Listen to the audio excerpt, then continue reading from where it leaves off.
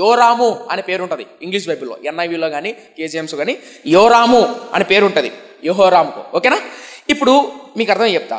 ఈ అహాబు యొక్క కొడుకు అహజ్య కదా, ఈ అహజ్య చనిపోతాడు. చనిపోయిన తర్వాత తన అన్న అయినటువంటి యెహోరాము రాజు అవుతాడు. ఎక్కడ?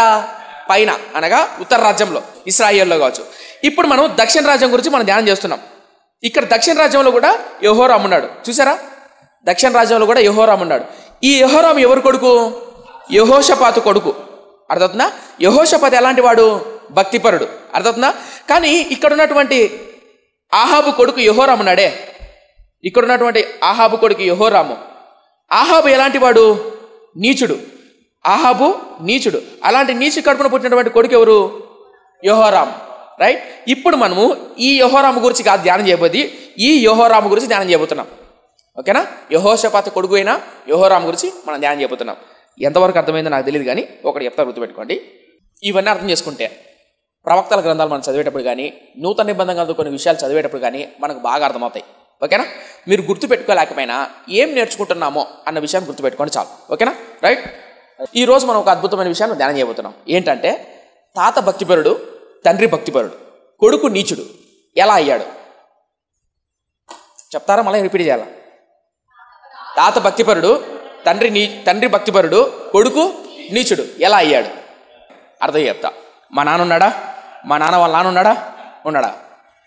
లేడు. ఉన్నాడు అనుకోండి కాసేపు. మా నాన్న వాళ్ళ నాన్న భక్తిపరుడు, మా నాన్న భక్తిపరుడు, సంజీవిత అయిన నేను పెద్ద నీచుని. ఎలా అయ్యాడు అనేది ఈరోజు మనం ధ్యానం చేయబోతాం. అర్థమవుతుందా? ఇప్పుడు తండ్రి ఎవరు అనేది ఒకసారి చూద్దాం. చూడండి, ఇక్కడ కనిపిస్తుంది చూసారా? ఆస 41 సంవత్సరాలు పరిపాలించాడు రాజ్యాన్ని. ఈ 41 సంవత్సరాలు అద్భుతమైన భక్తిపరుడు. అంధకారంలో ఆసా భక్తి. ఈ 41 సంవత్సరాలు అద్భుతంగా పరిపాలించాడు. ఎవరు?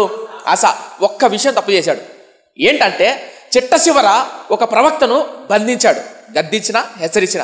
కానీ మిగిలిన కాలం అంతా ఎలా పరిపాలించాడంటే, తన అవ్వ అయినటువంటి మయాక, మిఖాయ విగ్రహాలను పెడితే ఆ విగ్రహాలను పాడు చేసి రాజ్యంలో ఒక ఆజ్ఞ పుట్టించాడు. పిల్లలు మొదలుకొని పెద్దల వరకు ప్రతి ఒక్కరూ దేవుణ్ణి ఆరాధించాలి, దేవుణ్ణి సేవించాలి అని ఆజ్ఞ పుట్టించాడు. ఎవరు? ఆస. అంత భక్తిపరుడు. ఎవరు? ఆస. ఎంత భక్తిపరుడు అంటే, ధర్మశాస్త్రాన్ని ధ్యానించేవాడు, దేవుని వాక్యానుసారంగా బ్రతికేవాడు, తన రాజ్యం చుట్టూ కంచె వేసుకునేవాడు, రాజ్యంలో చక్కగా దేవుని పరిపాలన ఉండాలి అని యుద్ధం వచ్చినప్పుడు దేవుని మీద ఆధారపడేవాడు. ఎవరు? ఆస. ఆస చేసిన ప్రార్థన కూడా మనం ధ్యానం చేశాం. అయ్యా, నువ్వే నా దిక్కు, నాకు వేరే దిక్కు లేదు, సహాయం దయచేయి అని ఆసా ప్రార్థన చేశాడా? ఆసా కొడుకు యెహోషాపాతు. ఓకే, ఈ యెహోషాపాతు కూడా భక్తిపరుడు. మీరు చూడండి కావాలంటే, యెహోషాపాతు కూడా భక్తిపరుడు. ఆసా భక్తిపరుడు, యెహోషాపాతు భక్తిపరుడు. యెహోషాపాతు కూడా ఎంత భక్తిపరుడు అంటే, తన రాజ్యంలో ఏదైనా పాపం వస్తుందేమో, తప్పు జరుగుతుందేమో అని చుట్టూ కంచె వేసుకునేవాడు. ఎవరు? యెహోషాపాతు. దేవుని ఆజ్ఞ ప్రకారం, దేవుని చిత్తానుసారంగా బ్రతకాలని ధర్మశాస్త్రాన్ని స్థిరపరిచాడు. ఎక్కడ? తన రాజ్యంలో. ఎవరు? యెహోషాపాతు. అంత భక్తిపరుడు. అయితే ఈ భక్తిపరుడు అనే యెహోషాపాతు కూడా ఒక తప్పు చేశాడు. ఏంటా తప్పంటే, ఈ యెహోషాపాతు ఆహాబుతో వియ్యమందాడు.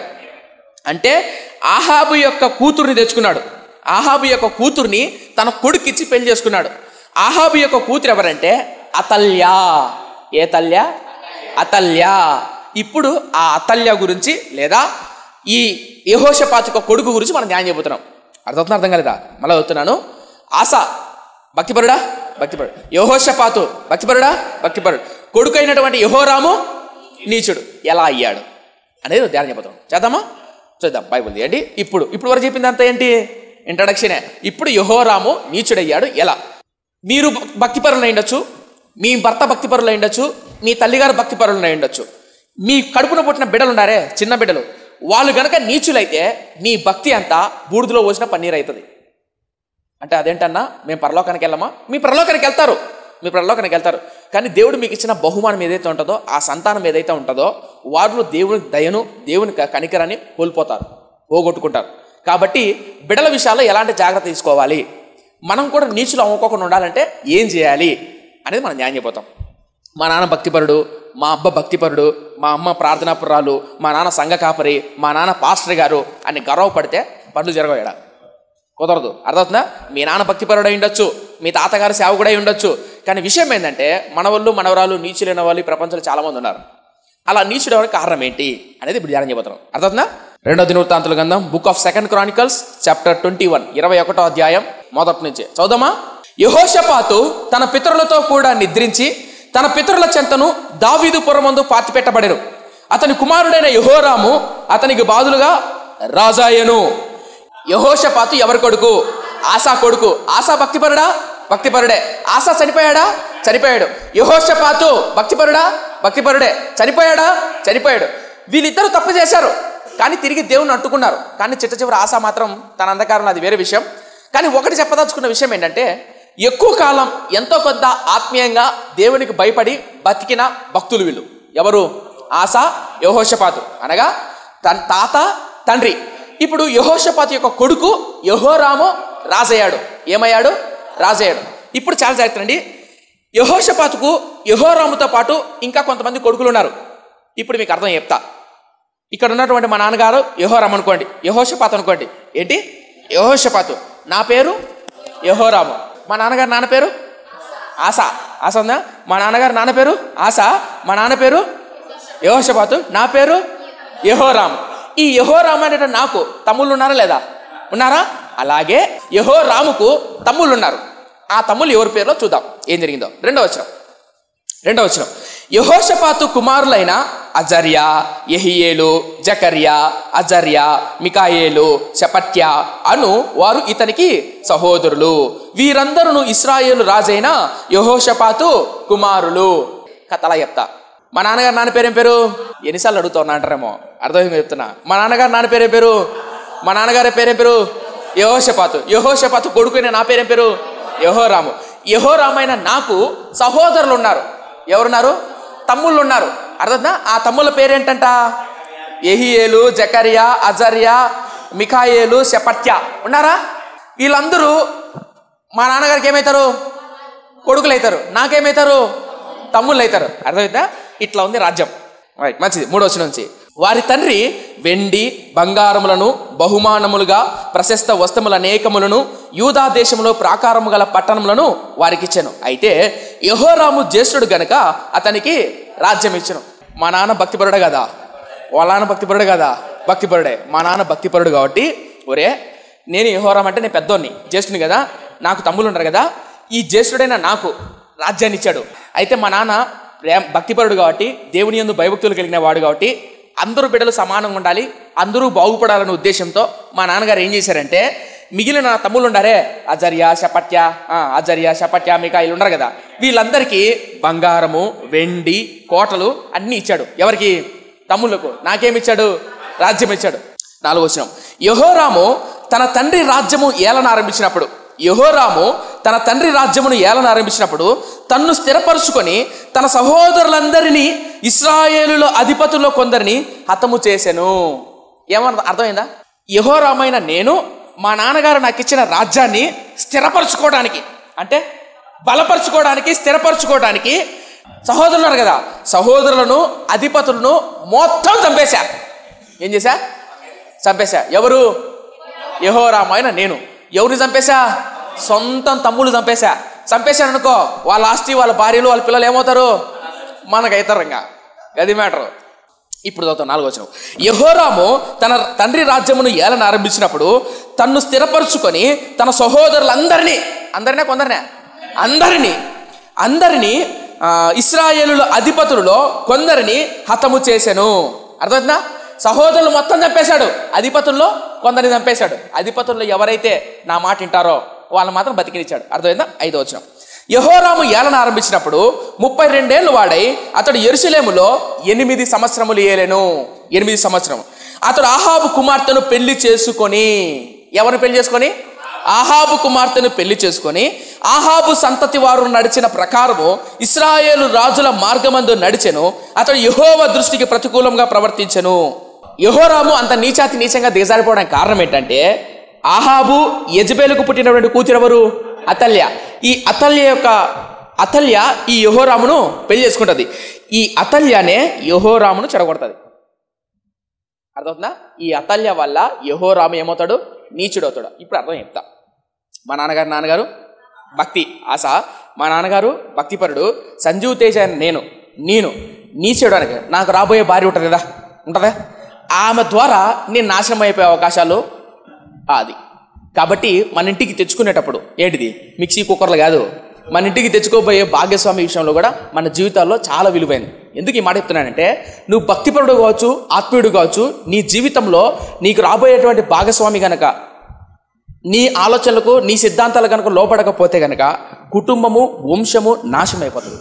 ఇప్పుడు చాలా చేస్తారండి. ఇప్పుడు నా భార్య అతల్ని అనుకో, ఈ నా తమ్ముళ్ళను చంపాలనే సలహా కానీ రాజ్యాన్ని స్థిరపరచుకోవాలన్న సలహా కానీ ఎవరిచ్చారు తెలుసు? యెహోరాముకు అతల్య ఇచ్చింది. కొంతమంది బైబిల్ పండితులు ఏమంటారంటే, అతల్య ఇచ్చినటువంటి ఆలోచన, అతల్య చేసినటువంటి ప్రోత్సాహం వల్ల యెహోరాము భక్తిపరుడైనటువంటి తాత, భక్తిపరుడైన తండ్రికి పుట్టినటువంటి మనవడైనటువంటి యెహోరాము ఇంత నీచాతి నీచంగా తమ్ముళ్ళను చంపడానికి కారణం ఎవరంటే భార్య. ఏమండి, నీ తమ్ముళ్ళు ఉంటారు కదా, అనగా నా మరుదులు ఉన్నారు కదా, మరుదులు అవుతారు కదా అతల్యకు, నా మరుదులు ఉన్నారు కదా, వాళ్ళు వేసేసామనుకో రాజ్యం మనకి ఏమవుతుంది? స్థిరపరచబడుతుంది. వాళ్ళు వేసే అతల్య చెప్పిన మాటకు లోబడి యెహోరాము అనే వ్యక్తి భయంకరమైన నీచాన్ని గుండా వెళ్ళాడు. నేను ఎందుకు మాట్లాడుతున్నానంటే, గుర్తుపెట్టుకోండి, ఇక్కడ యెహోషాపాతు కూడా ఒక తప్పు చేశాడు. తన కొడుకైనటువంటి యెహోరాముకు ఉన్నతమైనటువంటి భార్యను కానీ ఉన్నతమైనటువంటి వంశం నుంచి భార్యను తీసుకురావాల్సింది పోయి శాపగ్రస్తమైన కుటుంబం నుంచి బిడ్డను తెచ్చుకున్నాడు. ఆ బిడ్డ తన వంశాన్ని, తన కుటుంబాన్ని ప్రభావితం చేసి నాశనం చేసింది. నేను ఎందుకు మాట్లాడుతున్నానంటే, గుర్తుపెట్టుకోండి, జీవితంలో అతి ప్రాముఖ్యంగా 2 నిర్ణయాలు ఉంటాయి. జీవితంలో అతి ప్రాముఖ్యమైన 2. ఈ 2 నిర్ణయాలు తప్పు చేశారనుకో జీవితకాలం అంతా యుగ యుగాలు బాధపడాల్సి వస్తుంది. అలా చెప్తున్నా, జీవితంలో అతి ప్రాముఖ్యమైన నిర్ణయాలు 2. ఎన్ని? 2. ఈ 2 నిర్ణయాల్లో ఒక నిర్ణయం లోక సంబంధమైంది, ఇంకొక నిర్ణయం పర సంబంధమైంది. ఈ 2 నిర్ణయాలు కనుక నువ్వు పొర్రపాటులో తప్పు చేస్తే కనుక, మొదటి నిర్ణయం తప్పు చేస్తే 50, 60, 70 ఏళ్ళు నరకం అనుభవిస్తావు. ఇంకొక నిర్ణయం కనుక తప్పు తీసుకుంటే యుగ యుగాలు నరకం అనుభవిస్తాం. ఎన్ని నిర్ణయాలు? 2 నిర్ణయాలు. మళ్ళీ చెప్తున్నా, యవనస్తులు చాలా జాగ్రత్తనండి. ఈ 2 నిర్ణయాల విషయాల్లో చాలా జాగ్రత్తగా. ఏంటి నా 2 నిర్ణయాలు అంటే, 1 మీ వివాహ విషయం. ఎందుకంటే నువ్వు 22, 23, 24, 25 ఏళ్ళు వయసు వచ్చిన తర్వాత పెళ్లి చేసుకుంటావా? ఇప్పుడు 50 ఏళ్ళు, 60 ఏళ్ళు, 70 ఏళ్ళు బతుకుతావు అనుకో, మిగిలిన 40, 50 ఏళ్ళు నువ్వు సంతోషంగా నువ్వు గడపాలంటే, ఆనందంగా, సంతోషంగా, సుఖవంతమైన జీవితం జీవించాలంటే నువ్వు చేసుకోబోయే వివాహం చాలా చాలా విలువైంది. ఇప్పుడు నువ్వు ఒక ఇల్లు కొంటున్నావు, స్థలం కొంటున్నావు, ఆస్తి కొంటున్నావు. పొరపాటు జరిగింది అనుకుందాం 10 లక్షలు పెట్టి నీ అన్న ఇల్లు కొన్నా, స్థలం కొన్నా. ఆ స్థలం మంచిది కాదంటే, డీకేట్ అంటే, లేదంటే ఇంకోటి మోసం ఉందండి అన్నారు అనుకో, పోతే పోయింది 10 లక్షలు. మళ్ళీ సంపాదించుకోవచ్చు, పోతే పోయింది సంపాదించుకోవచ్చు, అవునా?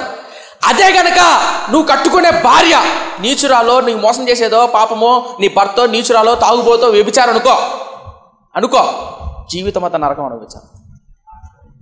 నీ భార్య అనుకుందాం, నీ కళ్ళ ఎదుటి వ్యభిచారం చేయడమో, పాపం చేయడమో, త్రాగుడో, వ్యభిచారం అనుకో. నువ్వు కట్టుకున్న భార్య, ఆమెను చూసిన ప్రతిసారికల్లా నీకేం గుర్తొస్తుంది? సంతోషంగా ఉండగలుగుతావా? ఆనందంగా ఉండగలుగుతావా? ఉండలేవు. నేనేం చెప్తున్నానంటే, ఈ భూమి మీద మనిషి తీసుకునే 2 నిర్ణయాలు అతి ప్రాముఖ్యమైనది. మొదటిది నీ వివాహ విషయంలో, నువ్వు ఎన్నుకునే భాగస్వామి విషయంలో చాలా జాగ్రత్తగా ఉండవు. 2వది నీ ఆత్మీయ రక్షణ, నీ ఆత్మ రక్షణ. నువ్వు రక్షణ పొందాలా, రక్షణ పొందద్దా? ఈ 2 నిర్ణయాలు చాలా విలువైంది. 1 నీ మిగిలిన 70, 40 సంవత్సరాల జీవితాన్ని మీద ఆధారపడితే, 2వ నిర్ణయం నువ్వు చనిపోయిన తర్వాత నీ ఆత్మ పరలోకంలో ఉండాలా, నరకంలో ఉండాలా? ఈ 2 నిర్ణయాలు చాలా ప్రాముఖ్యమైనవి. మిగతాది చదువు కానీ, నువ్వు చదువు ఉందా లేదుందా, లేదంటే నీ డబ్బు ఉందా, ఆస్తి ఉందా లేదా, పొయ్యిందా, ఇవన్నీ సెకండరీ. కానీ గుర్తుపెట్టుకో, నీ దగ్గర ఆస్తి లేకపోయినా, డబ్బు లేకపోయినా, చదువు లేకపోయినా, నువ్వు కట్టుకున్న నీ భార్య ఉంది తెలుసా, నువ్వు కట్టుకున్న నీ భర్తను చూసావా, నీ ఆర్థిక ఇబ్బందుల్లో, నీ సమస్యలు నీకు తోడున్నాడు అనుకో, దానికి మించిన ఆనందం ఒకటి ఉండదు. ఏం కాదులేండి, ధైర్యంగా ఉండండి, ఏం కాదులే అబ్బా, ధైర్యంగా ఉండు అని ఒకరినొకరు ప్రోత్సహించుకుంటారు సార్, ప్రేమతో ఉంటారు సార్. అలాంటి బంధం, అలాంటి బంధుత్వం, అలాంటి తోడు దొరకడం గొప్ప భాగ్యం. అందుకనే సామెతల గ్రంథంలో మాట ఉంది, రెడీ చెప్తారా? గుణం భలే గుర్తుపెట్టుకోండి మీరు. మీకు గుర్తులేదా? గుణవతైన భార్య దొరుకుట అరుదు, అతిది ముత్యము కంటే శ్రేష్టం. అర్థందా? గుణవతైన భార్య దొరుకుట అరుదంట. సో అట్టి దొరికినవాడు ముత్యం దొరికినట్టు అదృష్టం. సో ప్రభువా, ఆ అదృష్టవంతుడు నేను అవ్వాలి నాయన, ఆ గుణవతైన భార్య ఎక్కడుందో అర్జెంటు తోలుకొని వచ్చే ప్రభువా ప్రార్థన చేసుకోండి. అలాగే మీరు కూడా మీ జీవితకాలంలో, నేను ఎందుకు మాట్లాడుతానంటే నిజం చెప్తున్నా, జోక్ చెప్పట్లా, సిరీస్ చెప్తున్నా, మన జీవితంలో చేసుకోబోయే భార్య మళ్ళీ చెప్తాను, గుర్తుపెట్టుకోండి.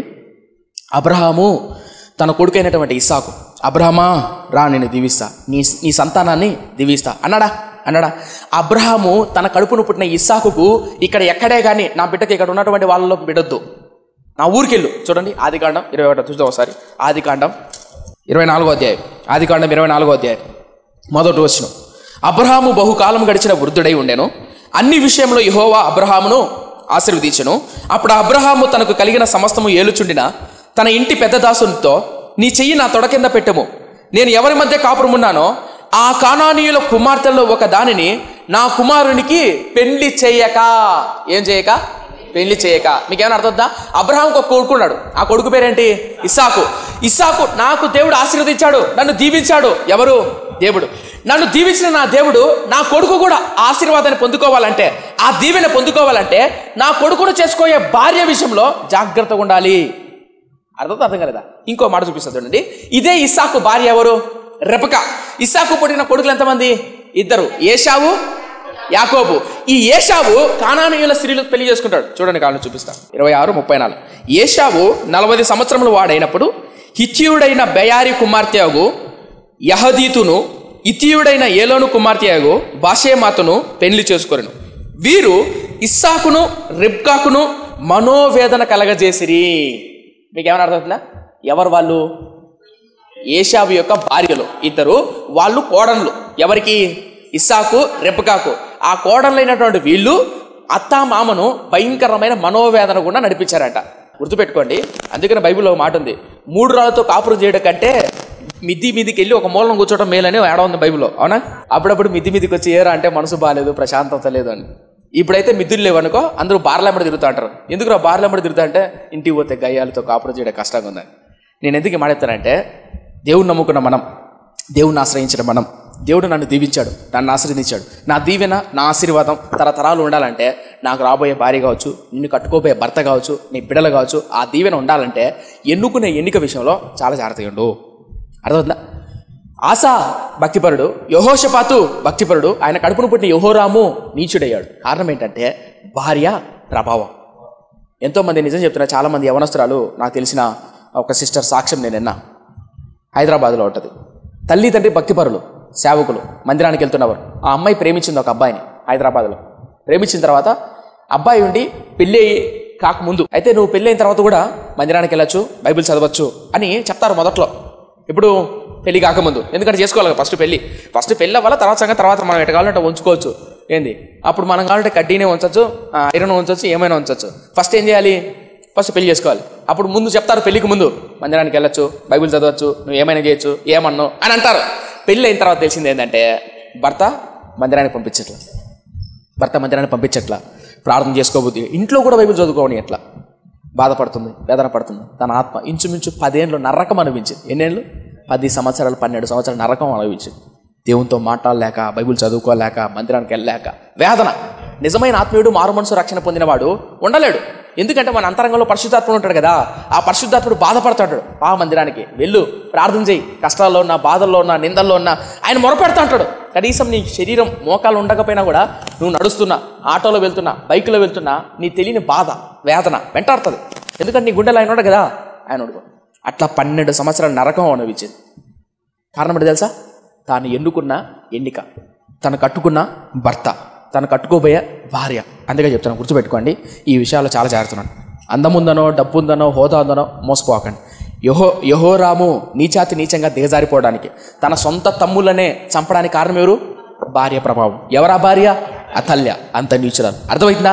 అదే అబ్రహాము జ్ఞానం కలిగిన వాడు కాబట్టే, నన్ను దీవించిన నా దేవుడు నా కొడుకైన ఇస్సాకును దీవించాలంటే ఈ కానానీయుల కుమార్తె వద్దు.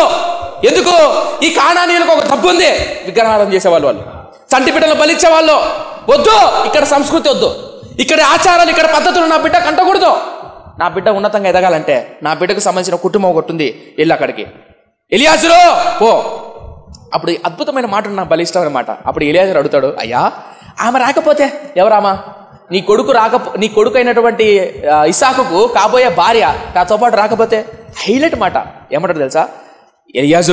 ఎలియాజరు నన్ను నడిపించిన నా దేవుడు, జీవం కలిగిన నా దేవుడు నీకు ముందున్నాడు. అద్భుతమైన మాట, బలుంటుంది అన్నమాట. నేనేం మాడుతానంటే, దేవుడి మీద ఆధారపడ్డామనుకో ఇంతకాలం, నీకు ముందు ఆయన నడిపిస్తాడు. అబ్రహాం కుమారుకు నడిపించాడా లేదా? నడిపించాడు. మరి మనల్ని నడిపించాడా? నడిపిస్తాడు. మన తొందరపాటుతనం కావచ్చు, శరీర కోరికలు కావచ్చు, కళ్ళతో చూసే అందం కావచ్చు, చెవులతో వినే మాటలు కావచ్చు, వీటికి పడిపోతాం. జాగ్రత్త, ఆ పొరపాటు చేయకండి. ప్రభు సన్నిధిలో చెప్తున్నాను. ఎందుకంటే ఇంతకాలం నువ్వు కాపాడుకున్న ఆత్మీయత పోగొట్టుకుంటావు. అబ్రహాము జ్ఞానం కలిగిన వాడు కాబట్టి తన ఆశీర్వాదం తన కొడుకు రావాలంటే తను ఎన్నుకున్న తన భార్య. అర్థమవుతుందా? మర్చిపోకండి. సో యెహోరాము పాడైపోవడానికి, నీచుడైపోవడానికి కారణం ఎవరు? అతల్య. ఎవరామా? అతల్య. అర్థమవుతుందా? అయితే ఇంత చేస్తుంటే దేవుడు ఊరుకుంటాడా? అరే ఆసా భక్తిపరుడే, యెహోషాపాతు భక్తిపరుడే, యెహోరాము ఇలా అయ్యాడే అనుకుందాం. మా నాన్న భక్తిపరుడు, మా నాన్నగారు భక్తిపరుడు, మరి నేను ఇంత నీచానికి ఒడికొడుతుంటే ఊరుకుంటాడా? కొట్టాలని కూడా దేవుడు కొట్టాలని కూడా, హెచ్చరించాలి, గద్దించాలి, శిక్షించాలని కూడా, ఏ తండ్రి అయినా సరిచేయాలి అని కూడా. అరే వీళ్ళ నాన్న మంచోడుగా, ఈ అబ్బాయి ఎందుకు ఇట్టయ్యాడు, అరే వీళ్ళ తాతగారు మంచోడే, ఈ అబ్బాయి ఎందుకు ఇట్టయ్యాడు అని జాలేస్తుందా? ఇదా వేస్తుందా? వాడు చెప్పిన మాటకి వినకపోతే బాధ కూడా వేస్తుందా? ఇదా వేస్తుంది. దేవుడు చూసినప్పుడు ఏం జరిగింది తెలుసా? ఇప్పుడు 2వ దినవృత్తాంతల గ్రంథం 21వ అధ్యాయం చూద్దాం. త్వరగా ముగిచేస్తాను. 2వ దినవృత్తాంతల గ్రంథం 21వ అధ్యాయం 6వ వచనం. అతడు ఆహాబు కుమార్తెను పెళ్లి చేసుకొని ఆహాబు సంతతి వారు నడిచిన ప్రకారము, కనిపిస్తుందా? ఆహాబు సంతతి వారు నడిచిన ప్రకారము ఇశ్రాయేలు రాజుల మార్గమందు నడిచెను. అతడు యెహోవా దృష్టికి ప్రతికూలంగా ప్రవర్తించెను. ఒకరి తలపెక్కెత్తండి. ఆహాబు కుటుంబం, ఆహాబు సంతతి ప్రవర్తించడానికి కారణం ఎవరు? అతల్య. అతల్య అక్కడి నుంచి వస్తూ వాళ్ళ ఆచారాలు తీసుకొని వచ్చింది, వాళ్ళ పద్ధతులు తీసుకొని వచ్చింది. మీకు గుర్తుందా? ఆహాబు కూడా పతనం అవ్వడానికి యెజబేలు తన ఊరు నుంచి వస్తూ తన ఆచారాలు, తన పద్ధతులు తీసుకొని వచ్చి ఆహాబును పాడు చేసింది. ఆహాబు యెజబేలు పుట్టినటువంటి అతల్య ఈమె వస్తూ ఆమె ఆచారాలు, ఆమె పద్ధతులు తీసుకొని వచ్చి యెహోరాము కూడా అంటకట్టింది. మీకైనా అర్థవుతుందా? అందుకని చాలామంది తమ జీవితాల్లో రాబోయే స్నేహితుడు కానీ, మీ చుట్టూ ఉన్నటువంటి స్నేహితులు కూడా చూసుకోండి. మీ స్నేహితుల ప్రభావం మీ మీద ఉంటుంది. వాళ్ళ మాటలు, వాళ్ళ జోకులు, వాళ్ళ పరహాసాలు, వాళ్ళ డ్రెస్సింగ్ స్టైలు మీ మీద ఎంతో కొంత ప్రభావితం చేస్తుంది. సో మీరుంటున్నటువంటి స్నేహితులు కావచ్చు, నీ భార్య కావచ్చు, నీ భర్త విషయంలో చాలా జాగ్రత్తగా ఉండు. నీ చుట్టూ ఉన్న వాళ్ళే నేను ప్రభావితం చేస్తారు. చెడు మరింత ఎక్కువ ప్రభావితం చేస్తుంది మంచి కంటే. అర్థవుతుందా? చెడ్డవారితో సవాసం ఉండడం దేవుని సేవకులంగా, దేవుని బిడలంగా, దేవుని చిత్తం కాదు. ఒకవేళ అలా ఉంటే అతల్య ప్రవర్తన, అతల్య యొక్క ఆలోచనలు, అతల్య యొక్క ప్రవర్తన యెహోరాము మీద ప్రభావం చూపింది, యెహోరాము మీద పడింది. ఇప్పుడు యెహోరాముతో దేవుడు ఏమంటాడో చూద్దాం. 7వ వచనం.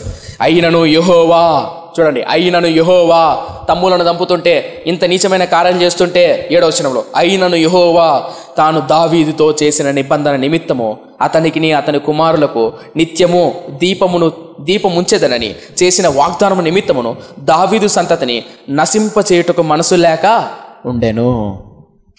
సొంత తమ్ముళ్ళు చంపుతుంటే, రాజ్యంలో ఇంత విచ్చలవిడిగా జరుగుతుంటే దేవుడైన యెహోవా చూసి ఓర్చుకున్నాడు, సహించాడు. కారణం ఏంటి తెలుసా? దావీదుకు మాట ఇచ్చాడు. దావీదు ఎంత ప్రేమగా, నాకు బాగా అనిపిస్తుంది ఈ మాటలు. తండ్రి ఎవరో భక్తిపరుడు, తండ్రి భక్తిపరుడు. ఈరోజు చాలామంది యవనస్తులు విచ్చలవిడిగా తిరుగుతున్నా మాకేం కాదులే అనుకునే కారణం ఏంటంటే నీ తల్లో నీ తండ్రో ప్రార్థన, వాళ్ళ భక్తి. వాళ్ళు అనుకుంటుంటారు విచ్చలవిడిగా తిరిగినా ఏం జరిగినా కాదు అని, కానీ కారణం ఏంటంటే నీ తల్లి నీ తండ్రి భక్తిపరులు.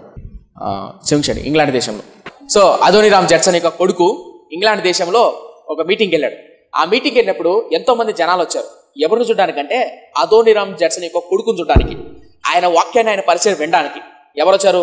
బోల్డంత మంది జనం వచ్చారు. ఈ అదోనీరామ్ జడ్సన్ అనే ఆయన చైనా దేశానికి యవ్వన కాలంలో వెళ్ళి చైనా భాషను నేర్చుకొని అనారోగ్య పరిస్థితులు, రక్త వీరేచనాలు అంట తెలుసా? రక్త వీరేచన, రక్తం పడుతుంది మోషన్లో, రక్త వీరేచనాలు, అనారోగ్యము, జ్వరము, భయంకరమైన రోగాలు గుండా వెళ్తూ సేవ చేశాడు, పరిచయం చేశాడు, దేవుని సువార్తను ప్రకటించాడు.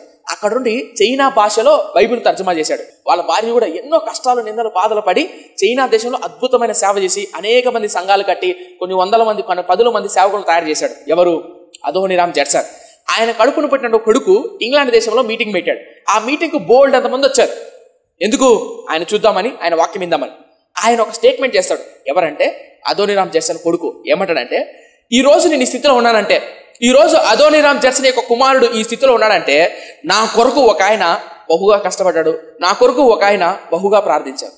ఆయన నా తండ్రి. మా నాన్నగారిని బట్టి ఈరోజు నాకు ఈ స్థాయి వచ్చింది. నా తండ్రి ప్రార్థన బట్టి, నా తండ్రి చేసిన పరిచర్యను బట్టి నాకు ఈరోజు ఈ స్థాయి వచ్చింది అని ఇంగ్లాండ్ దేశంలో అదోనీరామ్ జడ్సన్ కొడుకు ఆ మాట అన్నాడు. నువ్వు ఈరోజు దీవెనకరంగా, ఆశీర్వాదకరంగా ఉన్నావంటే యవనస్తులారా, నీ తల్లి నీ తండ్రి ఒంటరిగా మోకాళ్ళ మీద పడి మొరపెడుతుంటాడు. వాళ్ళు కడుపు మార్చుకొని వీళ్ళు మార్చయ్యా అని అంటారు. నువ్వు ఎన్నిసార్లు విచ్చలవిడిగా తిరుగుతున్నా నీకేమీ కాలేదంటే, నువ్వు ఇంకా ఆరోగ్యంగా క్షేమంగా ఉన్నావు అంటే నీ వెనక ఎవరో ప్రార్థన చేస్తున్నారు. నీ భార్య కానీ నువ్వు విచ్చలవిడిగా తాగి తిరుగుతుంటే, రోడ్ల మడి పడుతుంటే, ఇంకా నువ్వు ఉన్నావంటే ఆరోగ్యంతో నీ భార్య నీ కొడుకు మోకాళ్ళ మీద పడి ఒంటరిగా ఏడుస్తుంది కాబట్టి, నీ భార్య ఏడుస్తుంది కాబట్టి నువ్వు ఇంకా మోకాలు ఆరోగ్యంగా ఉన్నావు. నీ భర్త ఏడుస్తున్నాడు కాబట్టి నువ్వు ఇంకా ఆరోగ్యంగా ఉన్నావు.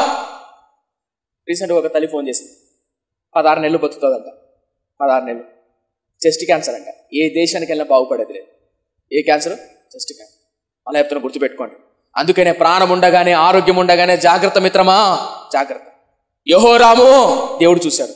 యెహోరామును గద్దించాలనుకున్నాడు, కోపం అయితే వచ్చింది, కానీ ఆగాడు. ఎందుకు ఆగాడు? అయినను దావీదు నిమిత్తం. ఈరోజు సంజీవ్ తేజ నిన్ను శిక్షించాల్సి వచ్చినా, కొట్టాల్సి వచ్చినా, గద్దించాల్సి వచ్చినా ఎందుకు ఆగాడో తెలుసా? తండ్రి కుడి పార్శ్వము నుండే ప్రభువైన యేసుక్రీస్తు మన కోసం విజ్ఞాపన చేస్తున్నాడు. అయ్యా, ఒక్క అవకాశం ఇయ్యా, ఇంకొక మారు చూద్దామయ్యా, ఇంకొక సంవత్సరం వీడికి ఇడిదిద్దామయ్యా, ఫలాలు ఫలిస్తాడేమో. సో కాబట్టి దేవుడు ఓర్చుకున్నాడు. కారణం ఏంటంటే మన భక్తి బరులమనో, ఆయన చూడలేదనో, ఆయన ఏమనడనో కాదు. ఎవరో ప్రార్థన చేస్తున్నారు. ఎవరి కోసం? మన కోసం. ఎవరో ప్రార్థన చేస్తున్నారో, నీ తల్లో, నీ తండ్రో, నీ భర్తో, నీ భార్య. అందుకే నువ్వు ఇంకా ఆరోగ్యంగా ఉన్నావు, క్షేమంగా ఉన్నావు. మర్చిపోవద్దు. ఆ క్షమాపణతో, ఆరోగ్యంతో దేవుడు ఉన్నాడులే, దావీదుకు మాటిచ్చాలే, నన్ను ఏమీ అనడలే అనుకుంటే ఇప్పుడు ఇంత జరుగుతుంది కదా. దేవుడు ఓర్చుకున్నాడా? అయినను యెహోవా దావీదుకు మాటిచ్చాడు కాబట్టి నశింప చేయకుండా ఊరుకున్నాడా? ఊరుకుంటే ఇంకా ఊరుకోలే. పోనీ ఇప్పుడన్నా బుద్ధి తెచ్చుకొని యెహోరాము ఉండాలా? ఏం చేశాడు తెలుసా? ఒక్క పేజీ తిప్పండి. 2వ దినవృత్తాంతాల గ్రంథం 21:10. కాగా నేటి వరకు జరుగుచున్నట్టు ఎదోమీయులు యూదా వారి చేతి క్రింద ఉండకుండా తిరుగుబాడిరి. తర్వాత లైన్, యెహోరాము తన పితరుల దేవుడైన యెహోవాను విసర్జించినందున ఏం చేశాడంట? విసర్జించినందున ఆ కాలమందు లిబ్నాయు అతని చేతి క్రింద నుండా తిరగబడి. 11వ వచనం చాలా ఇంపార్టెంట్. 11. మరియు అతడు అంటే ఎవరిడా? యెహోరాము. యెహోరాము ఎవరు? యెహోషాపాతు యొక్క కొడుకు. చూడండి, మరియు అతడు యూదా పర్వతములందు బలిపీఠములను కట్టించి యెరూషలేము కాపురస్తులు దేవుని విసర్జించినట్లు చేసెను. ఏంటట? దేవుని విసర్జించినట్లు చేసెను. యూదా వారిని విగ్రహ పూజకు లోపరిచెను. ఏం చేశాడంట? యెహోరాము కొండల మీద బలిపీఠాలు కట్టి ప్రజలందరినీ లోపరిచాడంట. లోపరచడం అంటే చేస్తారా చేయవా? వాళ్ళు బలవంతంగా రా. ఎందుకు లోపరచాల్సి వచ్చిందంటే, అప్పటి వరకు ప్రజలు యెహోషాపాతు భక్తితో, ఆసా భక్తితో బతుకుతున్నారు. వాళ్ళందరినీ బలవంతంగా లోపరిచాడు. ఎవరు? యెహోరామును బలవంతంగా లోపరచడానికి కారణం ఏంటంటే, భార్య అతల్య యెహోరామును లోపరుచుకుంటే యెహోరాము ప్రజలను లోపరుస్తున్నాడు. అంటే ఏ విచారం చేయండి, విగ్రహం చేయండి. నా ప్రశ్న, దానికి ముందే మనం చదువుకున్నాం ఏమని? తమ్ములను చంపాడు, సహోదరులను చంపాడు, అధిపతులను చంపాడు, రాజ్యాన్ని స్థిరపరచుకున్నాడు. అది దేవుడు చూశాడు, ఓర్చుకున్నాడు. ఎందుకు ఓర్చుకున్నాడు? దావీదుకు మాట ఇచ్చాడు కాబట్టి. అదే ఇందాక మనం ధ్యానం చేసుకున్నాం. మనం ఆరోగ్యంగా క్షేమంగా ఉన్నామంటే తల్లి తండ్రి ప్రార్థన కావచ్చు, మన కోసం ఎవరో విజ్ఞాపన చేస్తున్నారని ఇంత విచ్చలవిడిగా బతుకుతున్నా, అయినా నువ్వు ఉండకోకుండా ఇంకా పాపం చేస్తే, యెహోరాము వలె ఇంకా కొండ మీద విగ్రహాలను పెట్టి ప్రజలందరూ లోపరుస్తే ఊరుకుంటాడా? అరే, ఎన్నిసార్లు ఓర్చుకున్నది. ఇప్పుడు దేవుడు ఏలియా అనే ప్రవక్త ద్వారా ఒక మాట ఒప్పిస్తాడు. నాకు బైబిల్లో అద్భుతమైన ప్రేమ, ఈ ప్రేమ అద్భుతం అనిపిస్తుంది. ఏంటో తెలుసా? దేవుడు ఒక వ్యక్తిని కొట్టే ముందు, ఒక వ్యక్తిని శిక్షించే ముందు హెచ్చరిస్తాడు, ఫస్ట్ గద్దిస్తాడు. ఏమంటే, రే నువ్వు తప్పు చేస్తున్నావు. కొట్టడం వెంటనే ఆయన దగ్గరికి వెళ్తాడు. రే నువ్వు ఈ తప్పు చేస్తున్నావు, మార్చుకోవా, వినలేదనుకో అప్పుడు కొడతాడు. అప్పుడు తన ప్రవక్తని ఏలియా చేత పంపించాడు. ఏమని తెలుసా? ఇప్పుడు 12వ వచనం. తన ప్రవక్తని ఏలియా చేత ఏమని పంపించు? 12వ వచనం. అంతట ప్రవక్త అయిన ఏలియా ఒక పత్రిక రాసి అతని యొద్దకు పంపాను. అతనంటే ఎవరి యొద్దకు? యెహోరాము యొద్దకు పంపాను. నీ పితరుడగు దావీదు దేవుడైన యెహోవా సెలవిచ్చినదేమనగా, నీవును నీ తండ్రి అయిన యెహోషాపాతు మార్గములైనను యూదారాజైన ఆసా మార్గములైనను నడువక. చూసారా? అంటే ఏమంటున్నాడు ఏలియా? పత్రిక రాస్తున్నాడు ఏలియా. యెహోరాముకు రాయునదేమనగా, నీ దేవుడైన యెహోవా సెలవిచ్చినదేమనగా, యెహోరాము మీ నాన్నైన యెహోషాపాతు, మీ తాత అయిన ఆసా నడిచిన మార్గమందు నువ్వు నడవక. రాస్తున్నాడా? 13వ వచనం. నడవక ఇశ్రాయేలు రాజుల మార్గమందు నడిచి. ఇశ్రాయేలు రాజ్యం అంటే పై రాజ్యం, పైన ఆహాబు రాజ్యం. చూడండి, ఇశ్రాయేలు రాజుల మార్గమందు నడిచి ఆహాబు సంతతి వారు చేసిన వ్యభిచారముల చొప్పున యూదాను యెరూషలేము కాపురస్తులను వ్యభిచరింపచేసి నీకంటే యోగ్యులైన నీ తండ్రి సంతతి వారు నీ సహోదరుడు నువ్వు చంపి ఉన్నావో కాబట్టి గొప్ప తెగులు చేత యెహోవా నీ జనులను, నీ పిల్లలను, నీ భార్యను, నీ వస్తువాహములన్నిటినీ మొత్తును. నీవు ఉదరమున వ్యాధి కలిగి మిక్కిలి రోగివై ఉందువు.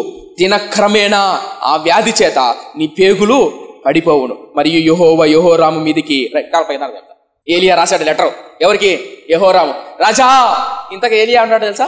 ఉత్తర రాజ్యంలో ఉన్నాడు ఏలియా, ఉత్తర ప్రాంతానికి చెందినవాడు. ఎవరు? ఏలియా ఉత్తర రాశాడు. ఎవరికి?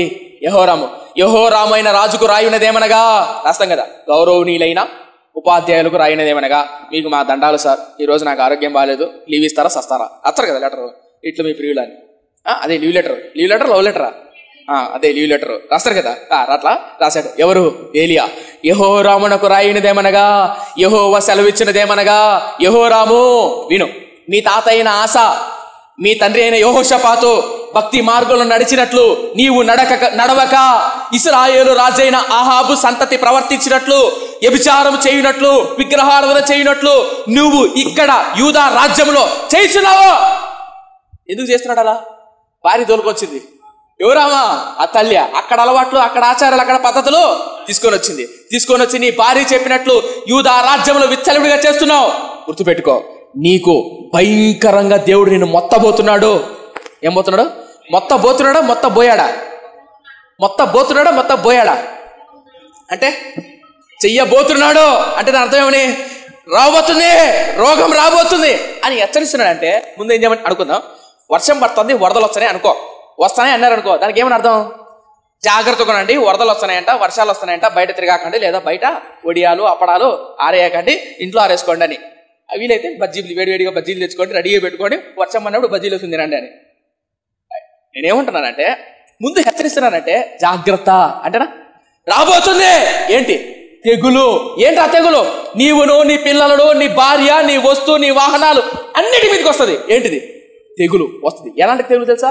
అంత మాత్రమే కాదు, నీ ఉదరం అంటే కడుపు, పొట్ట, నీ ఉదరం ముందు చూసిరా బరువు అవుతుంది, నీ లోపల పేగులు ఉన్నది చూసిరా బరువు ఎక్కి పడిపోతుంది. జాగ్రత్త, హెచ్చరించండి. ఆ మాటలు మనం వింటే సర్వసాధారణంగా ఒక ఆత్మీయుడికి, భయము భక్తి కలిగిన వాడికి ఏమనిపిస్తుంది చెప్పండి? అంటే నేనేమంటానంటే, వాక్యం ద్వారానో, మనస్సాక్షి ద్వారానో, పరిస్థితుల ద్వారానో రే తప్పు చేస్తున్నారా? నువ్వు ఇలా ప్రవర్తిస్తే కూతురిని రోగం వస్తుంది, ఇచ్చలవిడిగా తింటున్నావు. అప్పుడప్పుడు నమ్ముతారు నమ్మరో? నాకు తిండి అంటే బాగా ఇష్టం, తీపన్నప్పుడు తిన్నంతసేపు, తిన్న తర్వాత తినక ముందు భయం వేస్తూ ఉంటుంది, ఎక్కువ తినకూడదు అని భయం. ఎందుకంటే ఆరోగ్యం జాగ్రత్త కాపాడుకో భయం. నేను ఎందుకు మాడుతానంటే, కొన్నిసార్లు మన అంతరంగంలో పరిశుద్ధాత్ముడు కూడా నువ్వు తప్పు చేసినప్పుడు, లేదా నువ్వు తప్పుడు మార్గం గుండా వెళ్తున్నప్పుడు తప్పు గద్దిస్తాడా? ఆనాడు పరిశుద్ధాత్మదేవ ఒక వ్యక్తిలో ఉండేది కాదు. ఇప్పుడు పాత నిబంధన గ్రంథంలో పరిశుద్ధాత్మదేవుడు నివాసం చేసేవాడు కాదు, అలా వాలి ఇలా వచ్చేసేవాడు. ఎవరు? పరిశుద్ధాత్ముడు. కొత్త నిబంధన గ్రంథం అలా కాదు, ఆయన మనలోనే ఉంటాడు. నువ్వు తప్పు చేసావనుకో చెప్తాడు, తప్పు ప్రవక్తలాగా. ఇప్పుడు అనుకుందాం, పరిశుద్ధాత్మ నాలో ఉన్నాడు కదా, సంచు తేజ, నేను రాయినదేమనగా, నేను పరిశుద్ధాత్మను, నువ్వు ఈ తప్పు చేసావు, నువ్వు ఈ పాపం చేసావు, పలాని రాత్రి, పలాని పగలు, పలాని పని చేసావు, తప్పు, నీ మీదకి శిక్ష రాబోతుంది, దేవుడు నీ చెయ్యి వదిలిపెట్టేస్తున్నాడు, తిరుగుతావా, అలాగే ఉంటావా అని ఎన్నోసార్లు నా అంతరాత్మలో తెలుస్తుంది, మీతో కూడా వెళ్తుంది. ఆనాడు ఏలియా ఉత్తర రాశాడు. ఎవరికి? యెహోరాము. విన్నాడా? పశ్చాత్తాపడ్డా?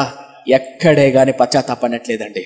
మళ్ళీ గుర్తుపెట్టుకోండి, కొత్త నిబంధన గ్రంథంలో యేసుక్రీస్తు నమ్మినటువంటి యూదా ఇస్కరియోతు ఉరి పెట్టుకొని, ఆ శవం ఉరి పెట్టిన తర్వాత శవం తేలికొస్తుందా బరువు అవుతుందా?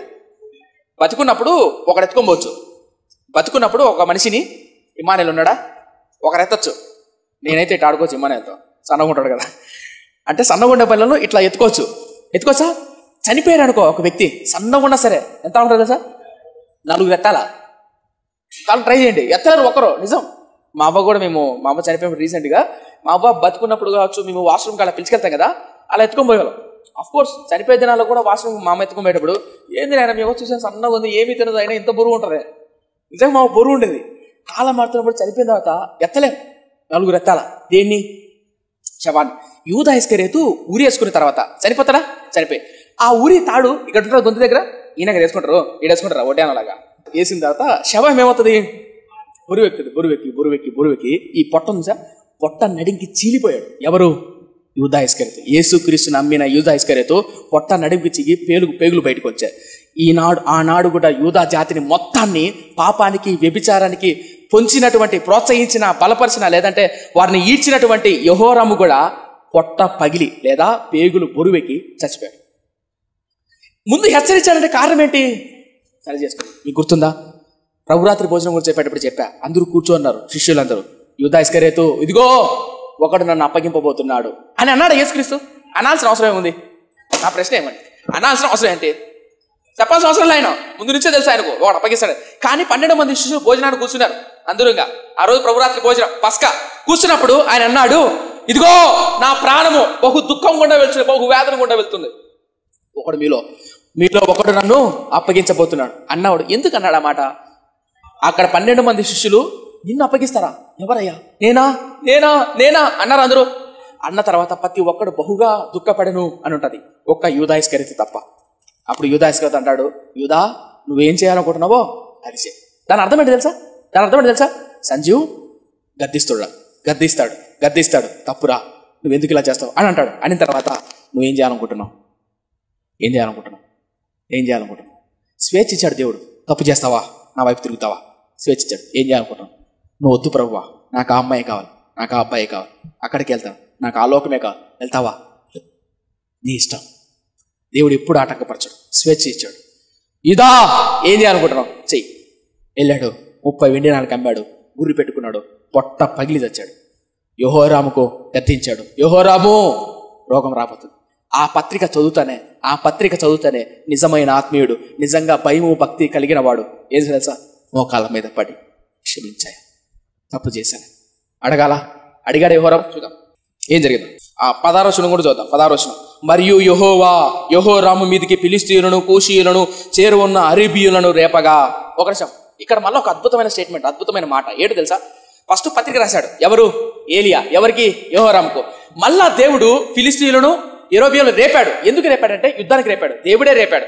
కొన్నిసార్లు దేవుడు మన రోగంతో నేర్పుతాడు. మళ్ళా ఆర్థిక ఇబ్బందులు, మళ్ళా సమస్యలు, మళ్ళా బాధ, మళ్ళా వేదన. ఎందుకు ఒకదాని మీద ఒకటి వస్తాయంటే మారతాడని. అయ్యా నా కుటుంబానికి ఎందుకు ఇలా జరుగుతుందయ్యా? అయ్యా ఒకటి పోతే ఒకడు, కనీసం నా బిడ్డలు ఒక్కడన్నా ఎందుకయ్యా? నాకే ఎందుకు ఇలా జరుగుతుందయ్యా? నా కుమార్తెల వివాహ విషయం, నా బిడ్డల వివాహ విషయం నాకే ఎందుకు ఇలా జరుగుతుందయ్యా? ఎక్కడ తప్పు జరిగిందయ్యా? క్షమించయ్యా, సహాయం దయచేయ్యా. మనం ఏడుస్తామా? బంధువులను ఆశ్రయిస్తామా? ఏడుస్తామా? సో దావీదు అయితే అదే ప్లేస్లో దావీదు ఏం చేసేవాడు? బిగ్గరగా ఏడ్చి అయ్యా కనికరించు. కానీ యెహోరాము ఏం చేశాడు తెలుసా? 21 చూద్దాం, ముగిచేస్తాం. 2 దినవృత్తాంత గ్రంథం 21. ఇదంతయు అయిన తర్వాత యెహోవా కుదరచాలని వ్యాధి చేత అతనిని ఉదరమున మొత్తినందున 19 2 సంవత్సరములు వ్యాధి బలమగుచు వచ్చి ఆ వ్యాధి చేత అతని పేగులు పడిపోయి బహువేదన నొందుచు అతను మరణమాయను. బహువేదన, వేదన అంటే ఏంది? బాధ. బహువేదన అంటే చాలా. ఆ రాయబడింది చక్కగా 2 సంవత్సరములు ఉందా లేదా? నా ప్రశ్న 2 సంవత్సరాలు బహువేదనలో ఒక్కసారైనా పశ్చాత్తాపం లేదా? 2 సంవత్సరాల బాధ కూడా వెళ్తున్నాడు. ఎవరు? యెహోరాము. 2 సంవత్సరాల్లో బాధ, వేదన, కరువు కూడా వెళ్తుంటే కొసరంతైనా దేవుడు గుర్తురాలేదా? బైబిల్ రాయబడింది ఇంకా అధికమై చచ్చిపోయాడు. మీకు గుర్తుందో లేదో, హిజ్కియా దగ్గరికి ప్రవక్త వచ్చి ఇదిగో నువ్వు రోగం అవుతున్నావు అంటే హిజ్కియా ఏం చేశాడు తెలుసా? వెంటనే గోడతటి తిరిగి కనికరించయ్యా. యెహోరాముకు ముందే చెప్పాడు ప్రవక్త, లెటర్ రాశాడు. ఆ లెటర్ చూస్తేనే హిజ్కియా ఉన్నా కూడా చేసేవాడు క్షమించయ్యా. దావీదు ఉంటే క్షమించయ్యా. యెహోరాము. నా ప్రశ్న, ఈరోజు అదే పత్రం, అదే మాట ఈరోజు దేవుడు నీకు పంపిస్తే, నాకు పంపిస్తే, సంజు నువ్వు తప్పు చేసావు, అమ్మా నువ్వు తప్పు కూడా వెళ్తున్నావు, ఈ పాపం కూడా వెళ్తున్నావు, ఈ రహస్యమైన దాని కూడా వెళ్తున్నావు, జాగ్రత్త శిక్ష రాబోతుంది అని దేవుడు అదే పత్రం నీ దగ్గర పెడితే, నా దగ్గర పెడితే ఏం చేస్తావు? పక్కకు దోసేస్తావా? మోకాళ్ళ మీద పడి దావీదు వలె, హిజ్కియా వలె క్షమించయ్యా అని అంటావా? మాట ఇంకొక అద్భుతమైన మాట చెప్పనా? యెహోరాము చనిపోయాడు కదా, పొట్ట పగిలి చనిపోయాడా? శవం ఉంటుంది కదా, శవం మామూలు సర్వసాధారణంగా చనిపోయిన తర్వాత శవం దాన ధర్మం ఏంటదని అంత్యక్రియలు చేస్తారు కదా. యెహోరాము యొక్క శవాన్ని అంత్యక్రియలు కూడా చేయలే. నిజం, యెహోరాము ఒక యూద రాజు, దావీదు వంశంలో పుట్టిన ఒక ఉన్నతమైన రాజు శవాన్ని ఎలా చేస్తారు చెప్పండి? అంగరంగ వైభవంగా రాజు శవాన్ని మోసుకెళ్తారా? బహుగా దుఃఖపడతారా? రాజ్యమంతా బహుగా దుఃఖపడతారు. యోనాతానే చనిపోతే దావీదు అంతగా దుఃఖపడ్డాడు. యోనాతాను చనిపోతే ఎవరు? దావీదు. కానీ యెహోరాము అనే వ్యక్తి చనిపోతే ఒక్కడు కూడా దుఃఖపడలేదండి. కనీసం అంత్యక్రియలు కూడా చేయలే. తెలుసా? చూడండి కావాలి. 19వ వచనం. 2 సంవత్సరంలో వ్యాధి బలమగుచూ వచ్చి ఆ వ్యాధి చేత అతని పేగులు పడిపోయి బహు వేదన నొందుచు అతడు మరణమాయను. అతని జనులు అతని పితరులకు చేసిన ఉత్తర క్రియలు అతనికి చెయ్యలేదు. ఉత్తర క్రియలంటే అంత్యక్రియలు ఉంటాయి కదా, అంత్యక్రియలు చేయలేదంట. ఎవరికి? యెహోరాముకు. కారణం చూడండి 20వ వచనం. అతడు ఏలన ఆరంభించినప్పుడు 35 ఏండ్ల వాడై యెరూషలేములో 8 సంవత్సరములు ఏలి ఎవరికి ఇష్టము లేనివాడై ఇష్టము లేనివాడై చనిపోయాను. రాజుల సమాధుల్లో కాక దావీదు పురమందు వేరొక చోట పొడిచేశాడు. అర్థమవుతుందా? అంటే నేనేం మాట్లాడుతున్నానంటే, ఏం చెప్తున్నానంటే, యెహోరాము ఎంత శాపగ్రస్తమైన జీవితం గుండా వెళ్ళాడు. మళ్ళా చెప్తున్నా, తాత భక్తిపరుడు, తండ్రి భక్తిపరుడు, కొడుకు యెహోరాము పరిపాలించింది 8 సంవత్సరాలు. 2 సంవత్సరాలు రోగం గుండా, పొట్ట, కడుపు నొప్పి, బాధ, ఉదరము, పేగులన్నీ బరువెక్కాయి. పేగులు 2 సంవత్సరాలు. ఒకసారి చంపల దేవుడు, చిన్నగిచ్చాడు. ఎందుకు? పశ్చాత్తాపడతాడేమో, ఆ నొప్పికైనా నా యుద్ధకు వస్తాడేమో, ఆ బాధకైనా నా వైపు తిరుగుతాడేమో, ఆ నొప్పికైనా తట్టుకోలేకపోతున్నానయ్యా క్షమించయ్యా, ఏ రాత్రైనా నన్ను అడుగుతాడేమో, నా యుద్ధకు వస్తాడేమో, బాగు చేద్దామని. ఎంత ప్రేమ కలిగింది సార్. నేను చెప్తున్నా అండి, నిజం చెప్తున్నా. మళ్ళీ ఈ వాక్యాన్ని ఎవరైనా విన్నట్లయితే సోషల్ మీడియా ద్వారా, నా దేవుడు గొప్ప ప్రేమ కలిగిన వాడు. నువ్వు ఏ రోగం గుండా, ఏ బాధ గుండా, ఏ కన్నీటి గుండా, ఏ ఆర్థిక గుండా, ఏ రాత్రి నువ్వు ఒంటరిగా మోకాళ్ళ మీద పడి నిజంగా నువ్వు ప్రార్థన చేస్తే దేవుడు ఇట్టాడండి. కానీ బైబిల్లో యెహోరాము ప్రార్థన చేసినట్లేదు లేదండి. ఎందుకు దావీదు శిక్ష గుండా వెళ్ళాడు తెలుసా? ఆ టైంలో దావీదు ఆకీషు అనే రాజు మీద ఆధారపడతాడు. ఆకీషు అనే రాజు మీద ఆధారపడినప్పుడు దేవుడు శిక్ష పంపుతాడు. దావీదు, అభిషేకించింది నేను, ఆకీషు రాజు మీద ఆధారపడతావా అని శిక్ష పంపించాడు. అది బుద్ధి వచ్చినటువంటి దావీదు ఏడ్చాడు బిగ్గరగా, అయ్యా అయ్యా, ఆకీషుని బట్టి కాదయ్యా, నిన్ను బట్టి ధైర్యం తెచ్చుకున్నాడు. ఎవరు? దావీదు. హిజ్కియా రోగం రాబోతుంది అన్నప్పుడు అటువైపు తిరిగి పశ్చాత్తాపడ్డాడు. యెహోరాము పశ్చాత్తాపల. మళ్ళీ చెప్తున్నా, గుర్తుపెట్టుకో మిత్రమా, రాజ్యంలో ఎవ్వడికి ఇష్టము లేని విధంగా చనిపోయాడు. ఎవరు?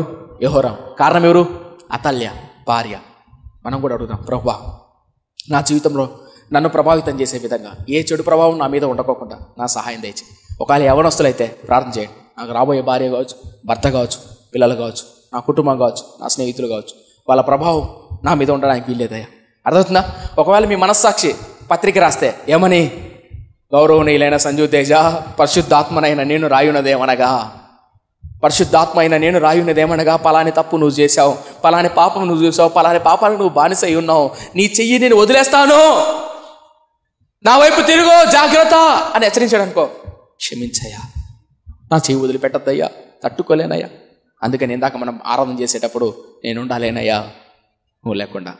నీ సన్నిధిలో బలాన్ని పొందిన వారు ఎవరైనా ఓడిపోయారా? దావీదు ధైర్యము తెచ్చుకున్న తర్వాత దావీదు ఓడిపోయాడా? లేదు. మరి యెహోరాము ఎందుకు ఓడిపోయాడు? దేవుని వైపు తిరగలేదు, దేవుని సన్నిధికి వెళ్ళలేదు, భయంకరమైన మరణం చచ్చాడు. ప్రార్థన. పరిశుద్ధుడా నా కన్న తండ్రి, కృపగలిగిన దయగల మా దేవా, తాత భక్తిపరుడు ఆసా, తండ్రి యెహోషాపాతు భక్తిపరుడు, కొడుకు నీచుడయ్యాడు. కారణం ఏంటంటే అతల్య. నిజమేనాయనా, ఒక స్త్రీ రాజ్యాన్నే వంశాన్నే భయంకరంగా ప్రభావితం చేసేసింది. ఎంతగా ప్రభావితం చేసిందంటే, ఆయన రోగం వచ్చి 2 సంవత్సరాలు రోగంతో బాధపడుతుంటే ఒక్కసారి కూడా పశ్చాత్తాపడాలనే బాధ అనిపించలేదా? అంతగా హృదయం కఠినమైపోయిందా? ఈరోజు ఈ వాక్యాన్ని వింటున్న వాళ్ళు, నేను బిడ్డలు ఎవరైతే రోగం గుండా, బాధ గుండా, శ్రమ గుండా, చెప్పుకోలేని సమస్య గుండా వెళ్తున్నారో, ఎందుకు వెళ్తున్నారో తెలీదు, ఎందుకు ఆ శిక్ష గుండా వెళ్తున్నారో తెలీదు. అయితే ఆ టైంలోనైనా, ఆ సమయంలో ఏలియా రాసిన పత్రికను చేతో పట్టుకుని మోకాల మీద పడింటే బాగుండు. ఈరోజు ఈ వాక్యాన్ని వింటున్నా, నీ దాసుని ద్వారా విలపించినటువంటి ఈ వాక్యాన్ని విన్న నీ బిడ్డలు ఎవరైతే ప్రభువా నిజంగా పశ్చాత్తాపడుతున్నారో, అయ్యా నిజమేనాయనా, ఒకటి పోతే ఒకటి అయ్యా, ఇదంతయో జరిగిన తర్వాత యెహోరాము వలె కాక నీ సన్నిధిలో పశ్చాత్తాపడుతున్నానయ్యా. భరించలేకపోతున్నాను ప్రభువా, తట్టుకోలేకపోతున్నానయ్యా వేదన బాధ, సహాయం దయచేయి. ఎవరైతే నీ బిడ్డలు ప్రార్థన చేస్తున్నారో ప్రతి బిడ్డను జ్ఞాపకం చేసుకుని విత్తబడిన మాటలు మాలో నూరంతలుగా ఫలింపచ్చి యేసయ్య నామమున అడిగి వేడుకుంటున్నాం మా కన్న తండ్రి. ఆమేన్.